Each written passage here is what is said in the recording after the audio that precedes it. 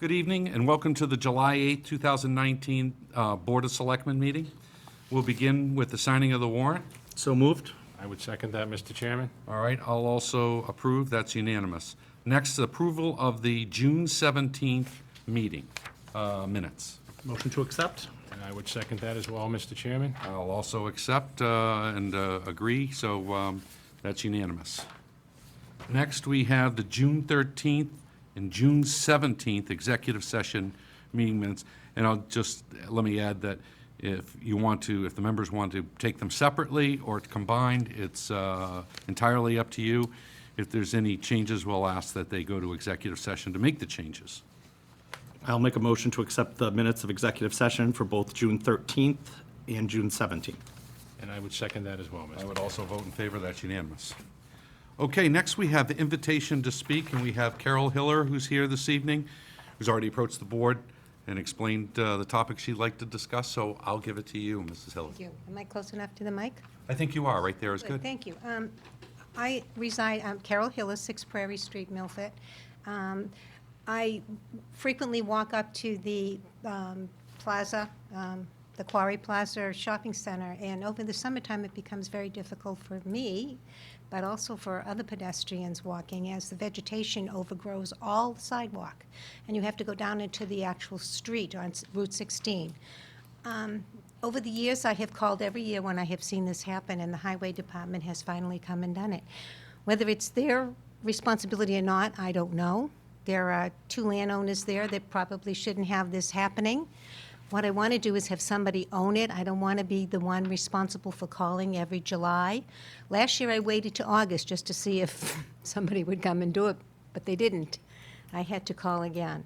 So I just want us to see if we can find ownership of this and that it happen every June, and maybe be looked at again in case we have a lot of heavy rain. We may need to do it twice during the summertime for the safety of the pedestrians. And for the benefit of everyone who doesn't know where Prairie Street is, because it's a small street, it's the street that intersects Route 16 and 109 is directly across from where 109 enters Main Street, Route 16. And, you know, this has actually been a topic of discussion. And, Rick, I think you have an update since you were first informed of this. I know it doesn't go to the central issue of ownership, but I just want to let people know. Yes, I did speak with Mrs. Hiller, who was kind enough to call. I then called Scott Christofouli, the highway surveyor, and he told me he would go down and take care of that. He did do that. Prior meeting here with this board, I was asked to contact and solicit or seek a potential cost as of what it would be to cost out reading on an annual basis by a private contractor. I am awaiting receiving that quote. I did reach out to the same person, or the same company rather, that did the weeding for us. Scott has also indicated that he can implement an annual weed control maintenance system, but again, we still have that central issue of budget, cost, ownership. Yeah, let's. So there are 2 ways to go, and I'm exploring both, but that's kind of where it is at now, and I'm told that Scott did go down, so I want to thank him for doing that. Yeah, and let's see, you know, I think this board has talked about, frankly, the exact same thing Ms. Hiller is bringing up, and that's ownership. And sometimes particular areas and their ownership or a particular problem that might arise in that area is not 100% owned and sometimes prompted by calls from residents. And so what I'd like to do is, I'd like to suggest for the board that because it's such a large area, that Scott take ownership for that particular section of vegetation and work with the owners to see if they can help contribute to the solution. But that it get, what I'm looking to do is institutionalize a process by which it's not required, citizens are not required to call in a particular area.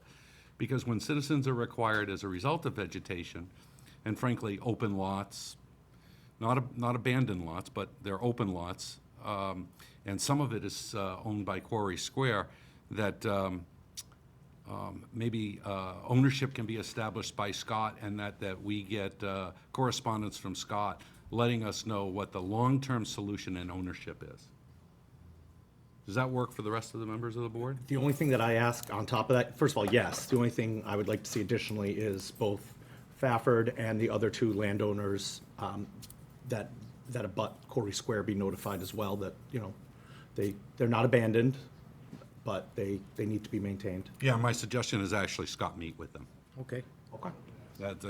Thank you for clarifying that. Whether they're aware of it or not, they You're should right. at least be made aware of it. Right, because, you know, if I had brush and vegetation growing from my property, I'd expect the town to let me know that I was creating a safety problem, like we do with discharging of water that turns into ice in the winter, and we should have people take ownership. But your point, the point that I'm taking away from what you're saying is, and for the benefit of folks at home, Mrs. Hiller has correspondence both in 2008 and 2009. January 16, 2008, January 14, 2009, where it's indicated that Highway Surveyor Scott Christofouli would be looking into the matter. And it's my understanding that once you call, things get done. But my point is, maybe we can figure out a way to institutionalize this and have an ongoing process where we know it's a problematic area and it creates a safety concern. Bless you. So, She's been doing it 11 years. yeah. Either put Mrs. Hiller on the payroll, or we need to Exactly. solve the problem. Can't be here forever.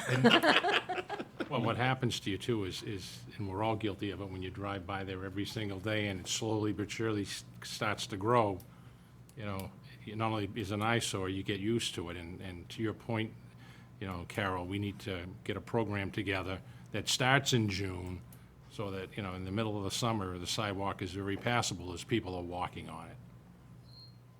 I have one other issue, if you don't Please. mind. Not at all. It's another same safety issue, is that, what is the process for when businesses put their vehicles or tires on public sidewalks? Just today alone, Enterprise Car Dealership had a great big SUV. We had 12 inches, maybe 16 inches of space to pass this morning, and it just happened. I did take a photo of it. Okay, that's a great question, and one that I'm sure other citizens have occasionally when they observe something, who to contact. That is certainly it's a violation, and it's one of enforcement, and we can send a notice to the police department to please be aware. And if you could you either mail a copy of the photo or email it, if that works for you, whatever's more convenient. And if you can get that to the Selectmen's office, Rick will dispatch with it quickly. Okay, again, it's safety. This is Route yeah. 16 I'm talking about, the junction of 109 and 16, a very, very busy Yeah, intersection. not a pleasant place to walk. Thank you very much. I appreciate your time We this thank you evening, for bringing gentlemen. safety issues to our attention, because they are, you know, they should be the first thing we're working on. So, thank you very much. Thank you. It's a Have a pleasure good seeing you evening, again. gentlemen. Have a good night. You too.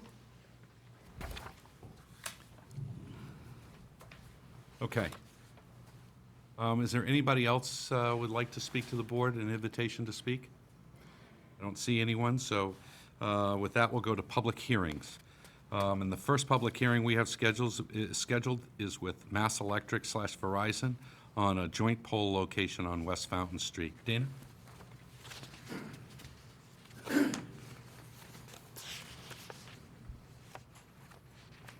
Good to see you again. You as well. Yeah, let's go over the pole location request. And hopefully the members of the board have had the opportunity to review the notice. I will read from the notice, since this is a public hearing.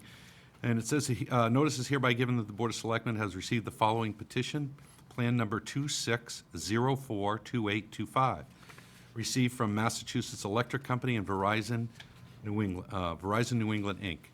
And the description is West Fountain Street, pole 750, where National Grid requests install one new riser pole, 750, and two pole boxes with conduit for URD cable replacement.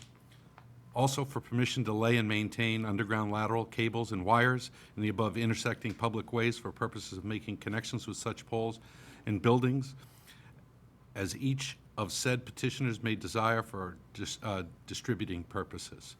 And that it notes that the meeting is to be held tonight, July 8th, in this room, 3, Town Hall at 7 o'clock. Abutters were also invited to attend this hearing and participate in the discussion if they wish to do so. Let me see if there's any other information. Dana, you can help us by, there's some technical terms that those of us who are not familiar with the pole boxes and conduit for URD cable replacement, you might help us with that. Yeah, it's currently out there right now. The cable's directly buried into the ground. It's just laying in there. Okay. We've had some failures out there. We want to redo the whole intersection, put it in conduit. So if there ever is a failure, a lot easier to pull it in and out. Gotcha. And the reason for the new pole is we want to get a loop system. If it somehow fails over here, Yeah, redundancy. we can have just pull a couple switches and it'll be back on power And relatively. who's affected by the current reliability issue? What's the number of residents, or is it all of Laurelwood, do you know, offhand? All of up there. All, okay. Yeah. All right. Yep. Yeah, so we certainly want to, help you Correct. make electricity and power more reliable for our residents. I can tell by the audience there's no one here, but I'm obligated to ask if there's anybody here that would like to speak before the board takes up the matter any further. The drawings are fairly self-explanatory, but I will go to the board members to see if they have any unique questions, comments, or concerns. So, Will? Nope, I don't have any comments, concerns, or questions. Okay.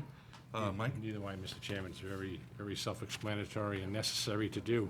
And now you just, you explained to me the purpose of a pole box. I get it, but it's like, that's where you pull the cable through. Right, yeah, it's about 2 by 4. Because I'm thinking It's pole ground boxes level. like the old school, Right. some fire alarms or something, so. this is a ground They used to level call those thing, pole yeah. boxes too. But no, I get it, and there's no one here from the abutters. Okay. And what you've laid out in your paperwork makes sense, so nice job with the paperwork, that's why it's so easy. Right. And your explanation you've given us tonight is perfectly Excellent. sound. So with that, Mr. Chairman? Yes. Can I make a motion to request, the National Grid request to install the 1 new riser pole and 2 pole boxes? I would second that, Mr. Chairman. okay, so it's an approval for the request as described in the hearing notice. Okay, I'll make that unanimous, and so that's, good luck, be safe.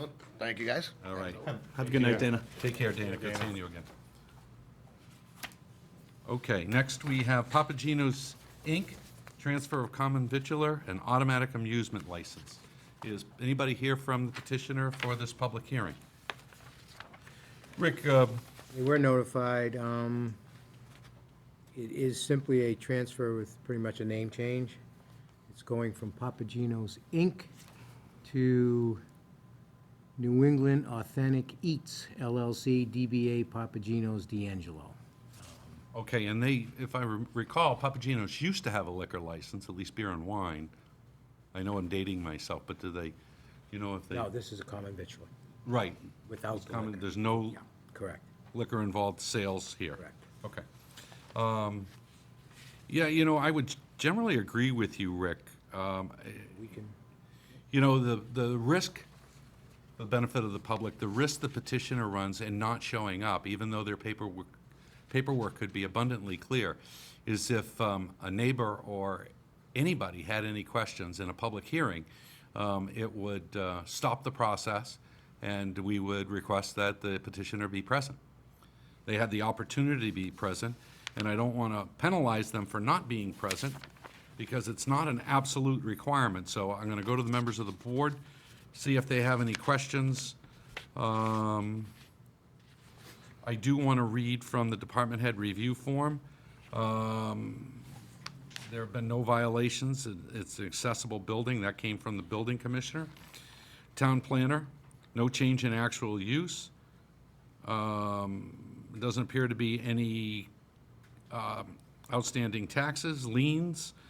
Fire chief has no issues or concerns, neither does the police chief, and the Board of Health indicates that they're okay as well. So we've got favorable across the line from the boards. It is a name change, and It's a request to transfer 2 coin-operated video games. So, Mr. Chairman, I'll make a motion to approve. okay. Mr. Chairman, I would second that. Looking at the department head review form, as always, everything's in good standing. So I would second that motion.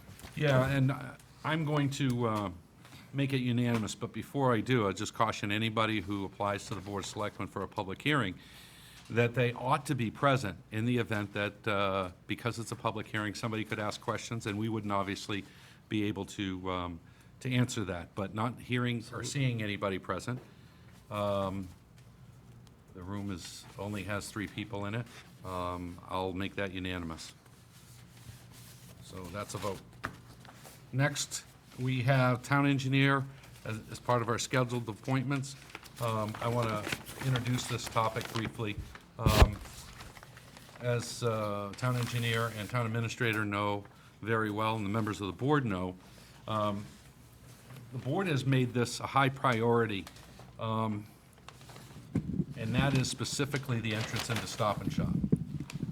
The town and its residents and the people who visit Stop and Shop and the Stop and Shop Plaza, I should say, the other businesses, have a right to be able to go to these businesses and do it safely.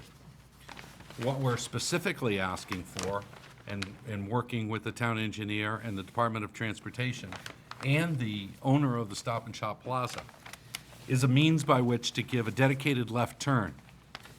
Now, the Board of Selectmen are not engineers and traffic study experts, so we involve our town engineer to help us through this process. And Mike Dean, our town engineer, is here now, so hopefully that lays the groundwork for you, Mike, as you're pinning things to the wall.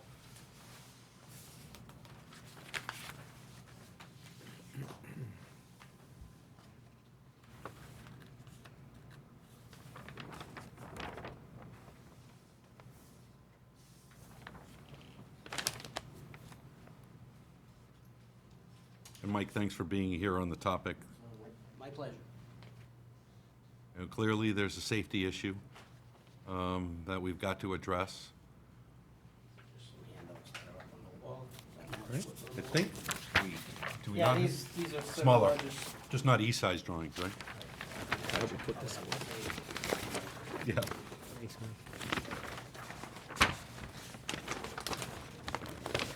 Okay, Mike's going to give us an update on where we are relative to that and that intersection, what's being proposed, and hopefully when.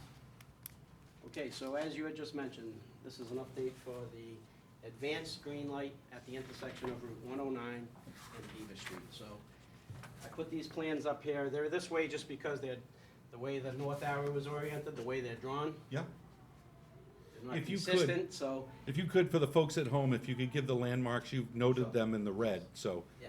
So the way these plans are shown here are, north is generally up the wall. Okay. Plan this way. Okay, so getting back to the area that we're discussing is the intersection shown here of Medway Road running east-west, or Route 109, and Beaver Street, essentially running north and south. All right. Okay, in the north direction brings you to the Stop and Shop Plaza, which is referred to as Milford Crossing. And you have Mobile, Burger King? Yeah, Mobile is shown right here on the corner. Okay. Across the street is Mickey D's. Yes, McDonald's. This is the one-way Beaver Street that's in the background of all this intersection conversation. That's a different aspect of it, but we're here to update this left turn. This is Burger King located here. And there's entrances off of Beaver Street to this larger plaza that's been revitalized. So more importantly, Mike, you know, one of the things that I know you're aware of, but I just want to say it for continuity in the discussion is, it's a do not enter on 109 for people turning from the Bradley's, Cole Plaza area, of that area of 109. I said, at least I didn't say two guys. Yeah, that was a long time ago. So, and is a do not enter there. Yes. That's not a safe left-hand turn anyway, because we're crossing multiple lanes of traffic. but there have been a number of accidents there. So this is not, in theory, a hypothetical situation, but there's actual accidents there that are happening on an ongoing basis. And we're responding to those accidents by looking at this and working with the OT and the plaza owner. I just think the wheels of government sometimes grind slow, and what we're trying to do is escalate, fast track, because I don't want to be looking back on this. I think the way I prefaced it the last meeting is I don't want to be looking back at this with a fatality there, saying we should have done something faster. Yep, I agree. So once again, this is the left-hand turn. The car's heading in the eastbound lane towards Medway. Yeah. That queue up at the intersection, and taking this left-hand turn to head northerly on Beaver Street, there literally is a sea of cars coming at you. There's no way to And do even it. the cars that are coming at you, there's another right-hand turn lane coming from 495. They're zipping, taking a right turn, but when you're there visibly, it's like, it's equal to, 4 lanes of traffic. Yeah.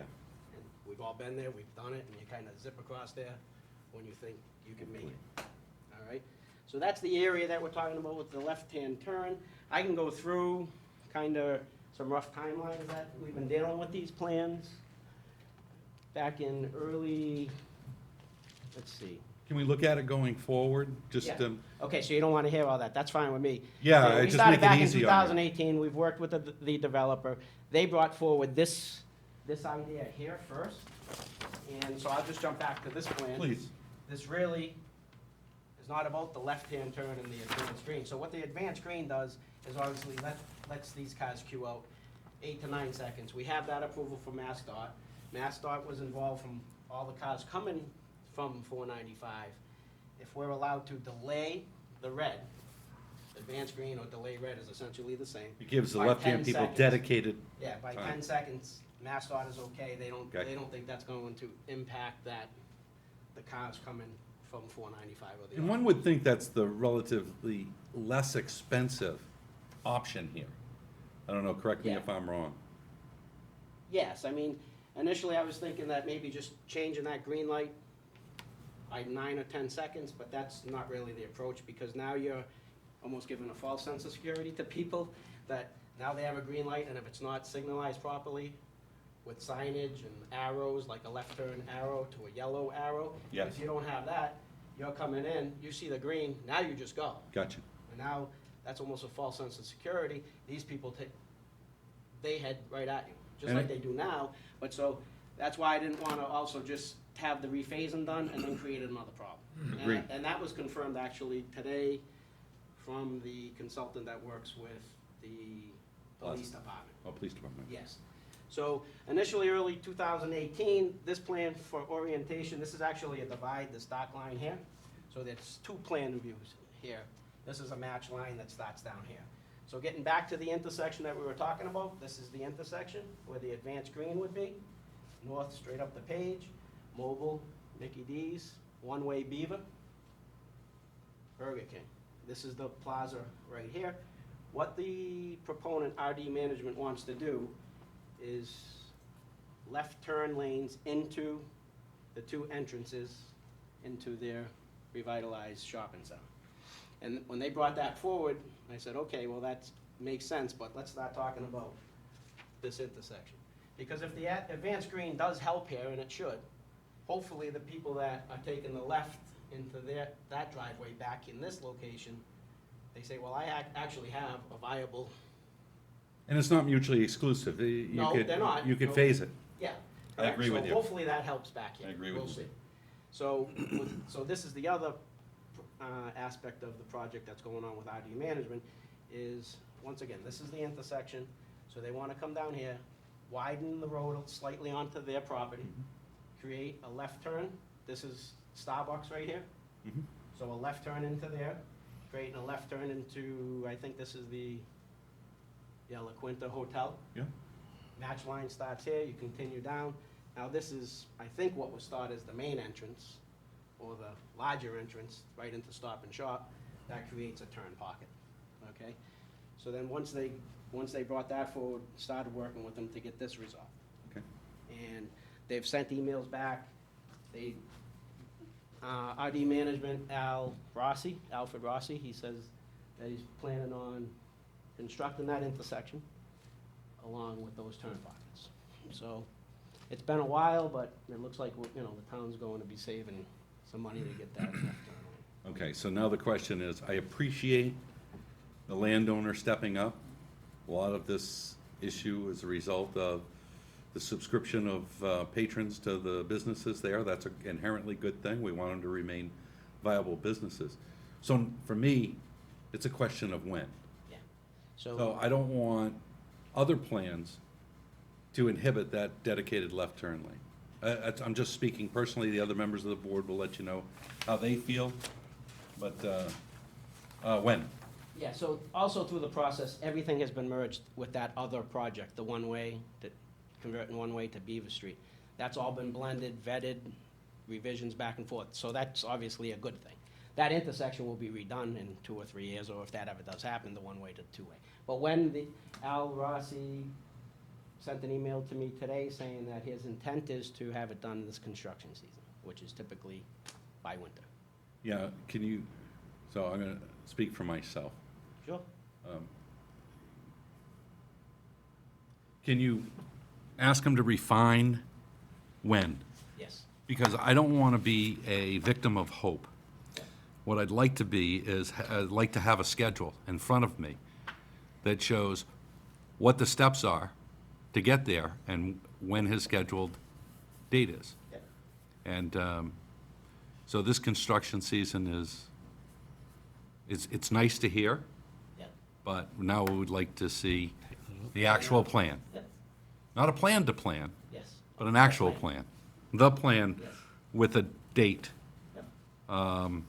And, you know, the construction, the consultant and the owner of the plaza are well aware of DOT regulations, rules, they know, so I'm not trying to bait them as much as I'm trying to get a date.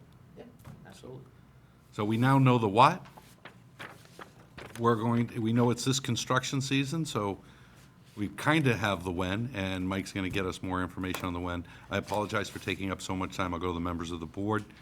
Will, any questions, comments? No, that was, the schedule was the only follow-up I had. Mike, thanks for coming and being here tonight and keeping this on the radar screen. I appreciate that. No, I don't have any questions. Mike? Thank you, Mr. Chairman. Mike, thank you again for coming in this evening. This has to happen sooner, so much sooner than later. And I have to be honest, I witnessed it myself Sunday night. I was coming through the traffic light, heading towards Route 16. I'm in the intersection, and I'm looking in front of me with 2 lanes of traffic going, and people now trying to turn left into McDonald's and left into the Shell gas station, and out of the pack of cars comes a car that shoots into the illegal left-hand turn into the new Stop and Shop, where you got 2 lanes of traffic trying to get down 109. This is a serious situation that needs to be addressed ASAP before somebody seriously gets hurt there. So thank you. Thank you for all you're doing. So what we'll do? Chairman, I'm Yes, sorry. please. I did, it's not a question, but I witnessed something similar, but again, the way that they come out, they exit, because obviously not supposed to enter from the left, but how they enter and exit, it was planned that way. It curves on. Yes. So I saw someone do that, except they were going fast, faster than they should have. And I don't give driving advice very often, but let me tell you something. They went up, they hit that curb so hard, they blew out their tire because of the curvature. So they're going to take that left. You have to go up and then come back Yeah. to get into that. I mean, I don't even know if, granted, we made them, the town, not the Board of Selectmen, whether it was planning, zoning, whatever they did, followed that direction, but I just wonder if they're gonna make that turn, should it be a regular entrance and exit in? Because again, all the town can do is approve a site plan, and that's how they wanted them. They didn't want people crossing 4 lanes of traffic. So they curved it. It's the only option they have if they're on 109. That's the You know, problem. and that's the issue, and Because then they're not then getting they risk across it. without a So dedicated left. it's just, people are taking the illegal turn. And I would encourage people that until this traffic area is reconstructed, to please consider coming from the back way on Route 16 towards, coming towards, Hickey's Liquors, Hickey's Liquor and the Rockland Trust. Rockland Trust. and taking right turns. Right And turns are taking- always better in traffic than. Yeah, the Yeah. crossing lanes. Yes. But to bear with us, we understand it to be a safety issue. We're gonna get a refined schedule. Rick, if we could schedule Mike for the next meeting to give us that schedule. I wanna keep this, it's a safety issue, so I'm gonna keep asking, and we'll keep putting it on the agenda until we get the clarity. Expect the next time probably be fast, but appreciate you coming in. I echo the comments of the board members for bird dogging this. I know that you're dealing with state agencies and you're dealing with private contractors and private consultants. It's not easy to keep all those balls in the air, but I appreciate it. You understand the seriousness. Yes. You're on top of it. Yep. Thank you, Mike. Thank you. Appreciate it. Thanks, Mike. Have a good night. You too. Okay, that's all we had for scheduled appointments. Next, we have the town administrator's report. Rick? Yes, thank you, Mr. Chairman. Just a few items tonight. First, on behalf of the board and the town, I want to publicly thank the Milford Lions Club for sponsoring the entertainment at Plains Park for the fireworks show on July 3rd. The Lions Club paid for the services of a DJ as entertainment for the evening, which was, I know, enjoyed by all who attended. We have an update on a storm reimbursement from FEMA. Fire Chief Tui, on the town's request for reimbursement for costs for cleanup of a snow incident on March 13th and 14th of 2018. As the board recalls, this was declared a federal disaster for several counties in Massachusetts, including Worcester County. He and Highway Administrative Assistant Janice Coogan have spent the last 8 months working with FEMA to complete the required Highway Department records for the reimbursement. The project has now been submitted for final approval. If successful, the town will be reimbursed 75% of the cost of plowing and snow removal for that 48-hour period, which would be approximately $134,382. So I want to thank the chief and Janice for pursuing that. Hopefully, it will come to fruition. Two other items. One, I just want to acknowledge and thank Town Council Charles Body, Tree Warden Chuck Renault, and Highway Surveyor Scott Christofuli. They attended the Tree City, Tree Campus, and Tree Line USA Forum and Awards Ceremony in June. As this board remembers, we are now a Tree City, Tree Town community, I guess, and they went to the actual ceremony on behalf of the town. And then finally, I've been informed by Town Engineer Mike Dean and Highway Surveyor Scott Christofuli that they have filed a grant application with the Massachusetts Emergency Management Agency, MEMA, for the design and reconstruction of the Godfrey Brook Channel between West Street and Water Street. If approved, the town would receive 75% of the design cost. The deadline for applications is a little later this week, July 12th. I also want to acknowledge Representative Brian Murray for his letter of support for the grant. And again, I want to thank Mike and Scott for pursuing this grant application. And that's all I have tonight, Mr. Chair. Okay, any comments from members of the board? Will? None for me. Mike? I do, Mr. Chairman. I also would like to publicly thank the Milford Lions Club and Joe Calery, Ray Ozier, and their committee for making the 4th of July activities very festive.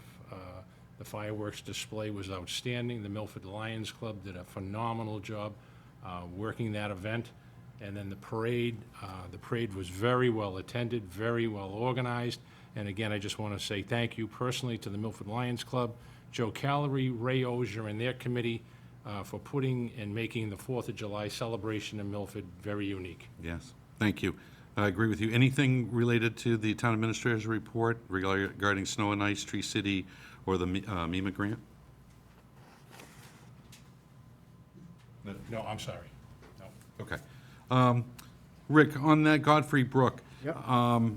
I know they're going to do it, but could you just please ask and help facilitate conversation with the FinCom so that, you know, there's 5-year plans, right? Yeah.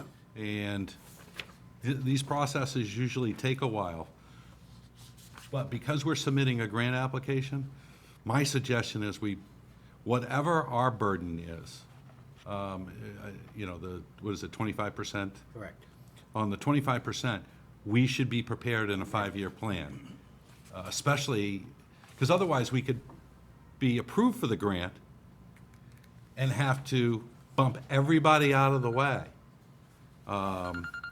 We could bump everybody out of the way so that we don't want to miss a grant. So we might as well plug it into the Sure. 5-year plan. Okay. And thank just you. notify them that we are submitting the grant. it's a good thing to keep the FinCom in the loop. Sure. Okay, any old business, members of the board, any old business? Because there's none here. I don't have any. I have none, Mr. Chairman. Okay, new business.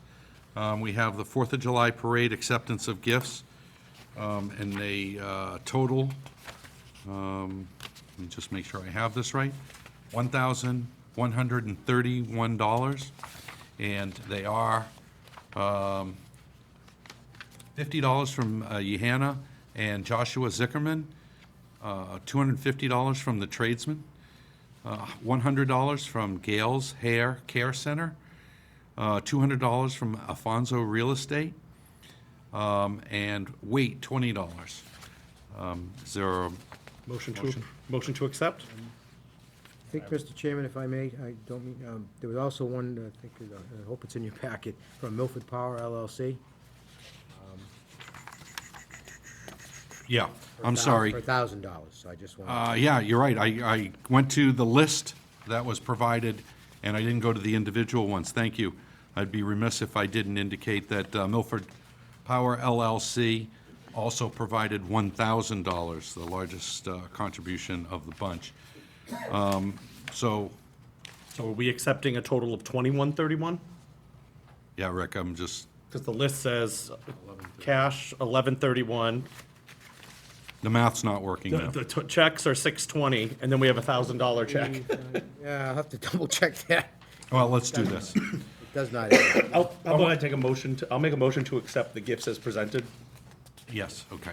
I would second that as well, Mr. Chairman. All right, and I'll vote to make that Check unanimous. on that. Yeah, next time, just get that more clear. Okay, next we have Town Administrator's dog hearing decision. Yes, I had a hearing on June 25th, 2019, upon a written complaint of Kimberly Dexter and Samantha Dexter regarding a dog owned by John and Melissa Seaver. After hearing witnesses, after reviewing exhibits that were presented, I make the following recommendations.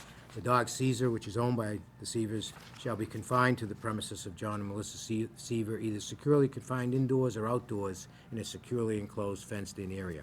The fenced-in area shall be constructed to ensure that the dog Caesar cannot leave the Seaver property. Within the confines of such fenced-in area, a doghouse or proper shelter from the elements shall be provided to protect the dog. The Seavers shall have 30 days from the date of this order to construct the said fenced-in area and shall be constructed to the satisfaction of Animal Control Officer Rochelle Thompson. When Caesar is removed from the Seaver premises, he shall wear in a securely and humanely manner a healthy and training collar to be approved again by the Animal Control Officer Rochelle Thompson. Caesar shall not be allowed outside either on or off of the Seaver property without being on a leash. If John and or Melissa Seaver are found in violation of this order, Caesar shall be subject to seizure and impoundment by the Milford Police Department and or Animal Control Department, and further, Mr. and Mrs. Seaver will be ordered to immediately surrender to the Milford Town Clerk the license and tag in their possession and be prohibited from licensing a dog within the Commonwealth for 5 years. I also, after hearing, made the finding pursuant to General Law, Chapter 140, Section 157, that Caesar is a dangerous dog. And those would be the findings that I would ask the board to adopt. Okay, is there a motion to approve the findings from the dog officer? Motion to approve? I would second that, Mr. Chairman. I would also vote in favor. That's unanimous. Next, we have National Grid United Way Employee Campaign Acceptance of Gifts.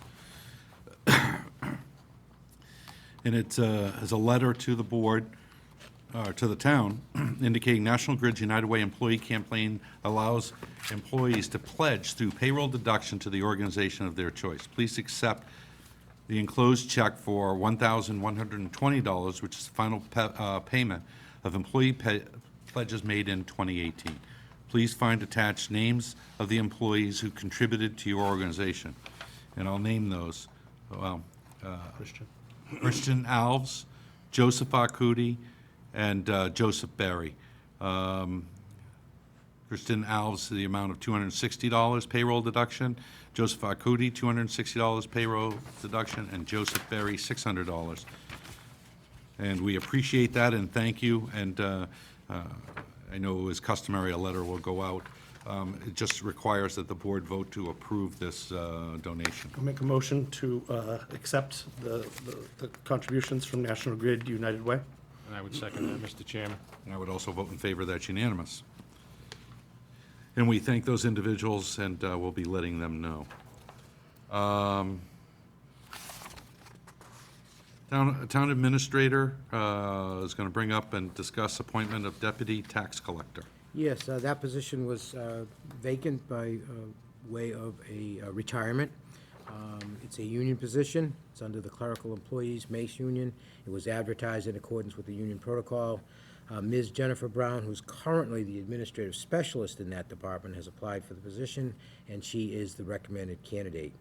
She has 5 years' experience with the department. We see this as a very smooth transition. I personally can vouch that she has the demonstrated ability to supervise, explain, train, and oversee. She works well on departmental projects. I highly recommend that she be appointed as the town of Milford's next deputy tax collector. If the recommendation is approved, we would request that she be placed at grade 4, step 5 under the Mace contract with a starting hourly rate of $28.59. She's currently at grade 3, step 5 with a salary of $27.83 per hour. We would request that she be allowed to begin working as early as tomorrow, July 9th, 2019. Involved in the process was HR Director Maureen Giffen, and also the letter you have in front of you is the recommendation of Teresa Dias, our tax collector. Okay? And with that, I'll go to the members of the board. Will, any thoughts, comments, questions? No. Or motion? I think this is a no-brainer. I'll make a motion to approve the appointment I would of second that. Ms. Mr. Brown. Sorry. No problem, Ms. Brown for deputy tax collector. And I would second that, Mr. Chairman. And I would also vote in favor, and it sounds like, as a result, we'll have an administrative specialist in the tax department opening? We will, so the same process will be followed. Okay. Yes. All right. So for those listening who have special financial skills that could help us in that, there's another opening created by virtue of attrition. Next, we have Police Department acceptance of a gift from JAG. This is a letter from Amy Leone. I would like to request acceptance of $1,455 in total donations for the Holistic Health Fair 2019 and regional substance navigation efforts. We request that these funds be deposited into the Regional Substance Navigation Program Gift Fund account, number 26244830. I think everybody is on the board is aware of the work that Amy is helping the community in. She's involved in an awful lot of things, especially our regional substance navigation program. So are there any thoughts, comments, or motions from the board? Mr. Chairman, I'll make a motion to accept the gifts, totaling $1,455. Okay? I would second that, Mr. Chairman, as well. And that's to be directed in the account of 2624-4830. And I'll also vote in favor, and that's unanimous. And we thank Amy for her help in helping people navigating through the substance abuse problems that exist in the area and the country. Next, we have Youth Center requests to waive permit fees. We do these routinely because as different departments within the community ask that permit costs associated with construction work that's been approved by town meeting get waived, it's one of the things that we do so that we're not pushing money just back and forth. So they've asked that, and then we've got a letter from Jen Ward asking that we waive the following permit fees. E5 Builders LLC for a building permit for the construction work of the dance movie room. And number 2, Benjamin Valet of electrician, DBA, for the electrical work of the dance and movie room. Mr. Chairman, I'll make a motion to waive the fees. I would second that, Mr. Chairman. I would also vote in favor. That's unanimous. Next, we have a Prospects Heights Mayors Association one-day license request for the annual mayor's breakfast to be held at the Tradesman. And the request is very simply The event will happen between 9 and 11, and the application is for a one-day all-alcohol license on 7/21/19. What's the favor of the board? Mr. Chairman, I'm going to make a motion to approve, but I'm going to set the hours from 9 to 12. It was supposed to be till noon time. You're right. I actually see an overwrite. Yeah, I think it is 12. Mr. All right. Mine said 11 a.m., other people's had noon, so All right. I know for a fact it goes from 9 to 12. So I'll Okay. make a motion to approve it with those hours. Okay. Second that, Mr. Chairman. All right, I'll also vote in favor. That's unanimous. Thank you. Thank you for the clarity. Next, we have correspondence, and we have a resignation letter from Erica Robinson, Assistant Zoning Officer, asking us to please accept her resignation from her position as Milford Assistant Zoning Officer, effective July 12th. And she goes on to say that she would like to take this opportunity to thank everyone, and she's accepted a position in the town of Medway. She goes on to say further that I found my experience in Milford rewarding and challenging. I would like to thank you for this opportunity. And I know this is with regret, but I'll ask for a motion. Yeah, I'll make a motion to accept Erica's resignation. And I would second that, Mr. Chairman, and thank Erica for her years of service. Yes. Next, we have Fire Department and Police Department acceptance of gifts. And we have a letter here from Iglesia Cristiana Juan, 50 Central Street, Milford, Mass. It says, to the town administrator, my name is Keith Nelson, pastor at this church that I just named, located at 50 Central Street. We would like to donate a total of $500 to the town of Milford.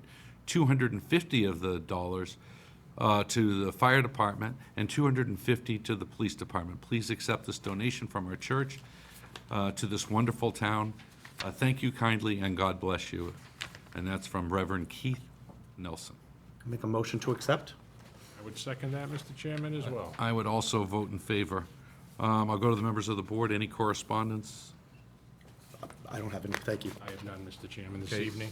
I have a letter of correspondence I'd like to read from the State Ethics Commission regarding claims made against Chris Pilla and that splashed social media and the newspaper.